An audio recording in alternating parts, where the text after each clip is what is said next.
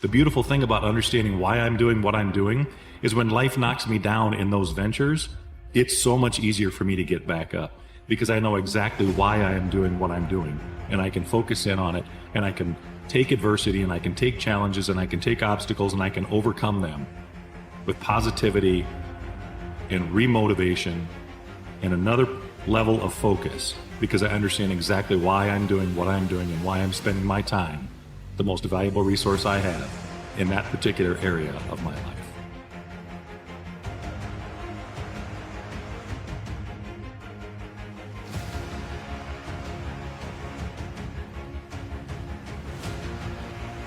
Stop looking at the enemy and thinking that the challenges that you face, that there's a glass ceiling, that there's someone holding you back. And remember that you were born for greatness and that you have a record of all of your own. You've defeated bigger challenges than this. This one just happens to be the newest one. Don't let your fear outweigh your faith. If you can just keep believing, when nothing in you is working, when all your external forces have given way, if you can just manage to somehow keep hoping, just hope. You ain't even really got to believe. All you got to do is hope. Wherever you are, whatever you're doing, do it with everything that you have. Develop the habit of giving more than what you're paid for. Develop the habit of setting standards that others will be measured by. Someone said, do not go where the path may lead, but go where there's no path and leave a trail. There are too many of us that are waiting for right situations to produce. What I'm asking you is, yeah, you went through a hard season, and yeah, another one might be up ahead, but what are you producing in the middle? Whatever success means to you, properly define it, but always look at it in terms of, do I love what I do? Do I know what I'm doing? If opposition and adversity happens, will I still believe in what I'm doing? Can you be committed to the process of what you're doing without being emotionally attached to the results of what you're doing? Can you be committed to it in the midst of opposition, in the midst of adversity? Because if you can be committed to it in the midst of opposition, in the midst of adversity, now you can believe in it. So when it goes wrong and it doesn't play in your favor, you can still believe in what you're doing, and you're not gonna run. Love what you're doing, know what you're doing, but above all, believe in what you're doing, man.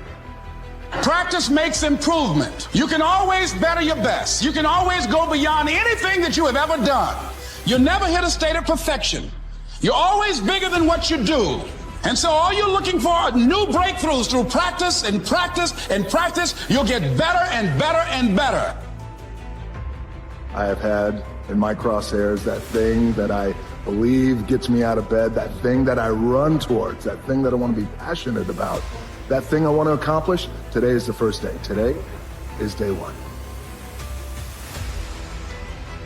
So in life, it's real important to do what you say, because that's where true knowledge comes from. I wanted to quit every single day, but many dreams die while suffering. And many of us out here have suffered.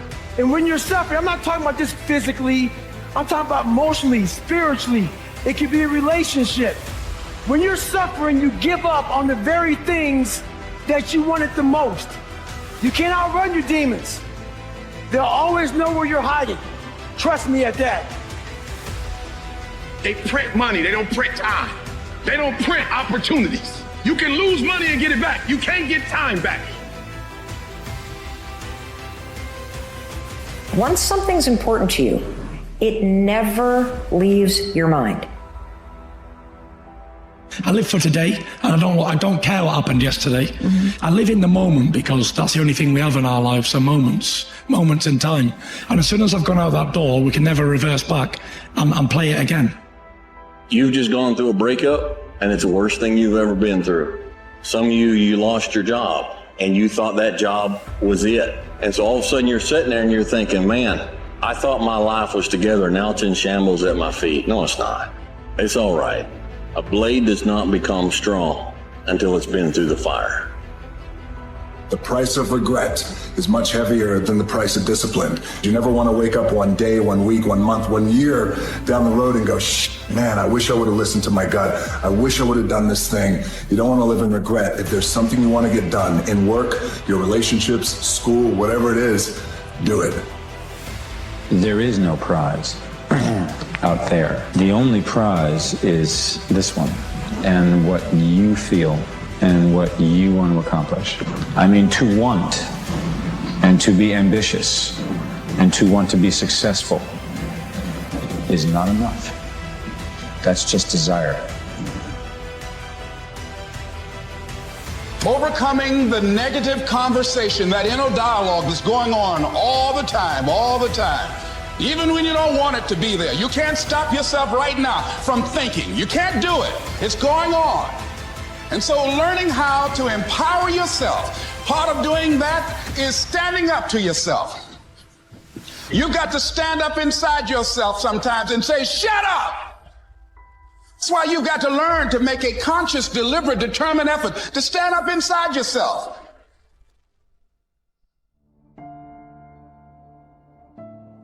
Working on yourself, watching that inner dialogue, it will determine the quality of your life.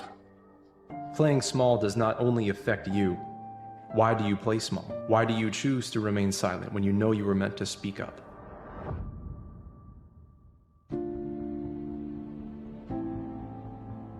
As you look toward the future, if you decided, I'm not going to allow my fears to stop me, what would your life be like? What would your future be like if you decided to want that which you desire so strongly that it prepares you past your fears? Feel the fear and do it anyway. And I'm saying to you that all of us who have been entombed by fear have the capacity to resurrect ourselves. We all live in this bubble. What you got to do to get the life that God wants you to have, you got to put more air in your bubble. You got to blow your bubble up. Expand yourself. Take yourself out your comfort zone. Do not live in your bubble. Put some more air in your bubble. If you stay in your comfort zone, that's where you will fail. You will fail in your comfort zone. Engage. Engage.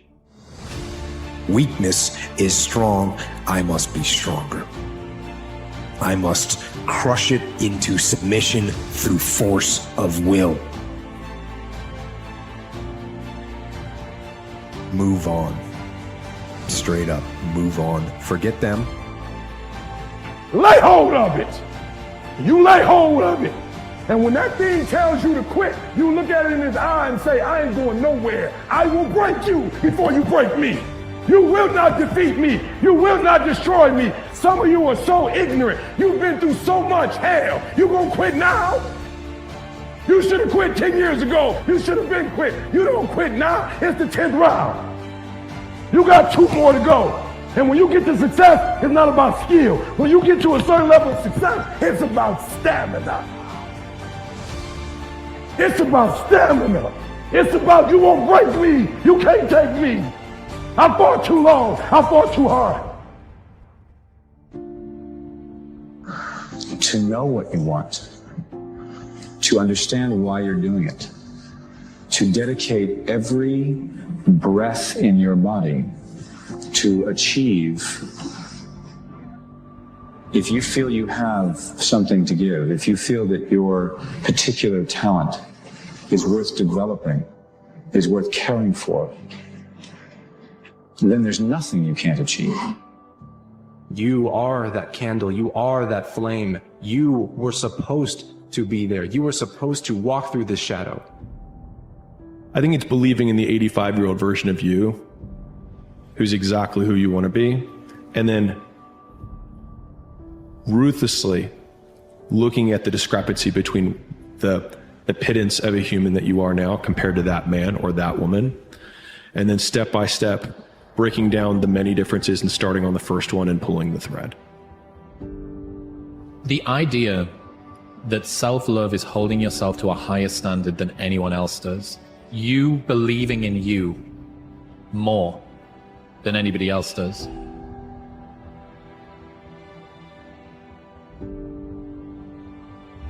If it was raining outside at 3 o'clock in the fucking morning, if it was snowing, the first instinct is don't go out there and do shit. My instinct was, we gotta fucking go out there. Anything that was fucking horrible in my life that I would normally say no, that was inhumane to most people, I had to go do it. Most people go through life never discovering what their talents are. Most people never develop their talents. They have skills and abilities, but if you don't nurture them, if you don't develop them, they will never serve you. Your gifts can take you many places. If you develop your gifts, you have something that you brought to the universe. And that if you decide that my life deserves my developing this what I do well, and becoming the best at it, and mastering myself, and seeing what I have within me, if you decide to drop your buckets where you are and develop your gifts, I grant you, you'll never ever be without. But deep down, you know that something more is for you. And that's the risk. And as scary as it can be, as terrifying as the leap may seem, that risk, the edge of where you are and where you can go, is where life begins. That space is where you feel alive. That voice that's calling out from inside of you, it may not be the voice of encouragement. It may be the voice that says, stay where you are. We're comfortable here. And it will give you every reason and sell you every clause of why it makes more sense to stay. And the place where you can go, the version of you that awaits, it won't say a word. Failure is a part of the process. Your mind has to be stronger than your feelings. There's a voice that guides you through life. But sometimes it's guiding you in a direction that you don't want to go. That's usually the right place to go. Don't go around telling people what your story is. Everybody has a story. 80% don't care and 20% glad it's you. It doesn't matter about what happens to you. What matters is, what are you going to do about it? Life is one big psychological warfare that you play on yourself. You play on yourself, man. The most important conversation I ever had is with myself. If I'm a man of my word and I make a promise and I keep it, that means I commit to the things and to the people that I've committed to. But beyond that, I keep my promises to myself as well. Remember, your reputation is not just what others perceive of you. Your reputation with yourself is also known as your confidence. Every time you were counted out, you stood up. You may not believe it, but you must. Look in the mirror and remind that person that you are a victor, you are not a victim.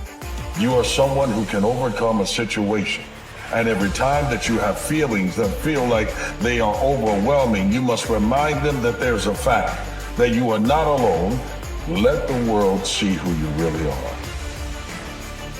So the question is, who should you defeat in the final analysis? And the answer is, you should defeat your former self. You should be constantly trying to do that. Could you be slightly better tomorrow than your currently flawed self? And you might say, well, what's the right way of being in the world, if there is such a thing? And it's not acting according to a set of rules. It's attempting continually to transcend the flawed thing that you currently are. And what's so interesting about that is that the meaning in life is to be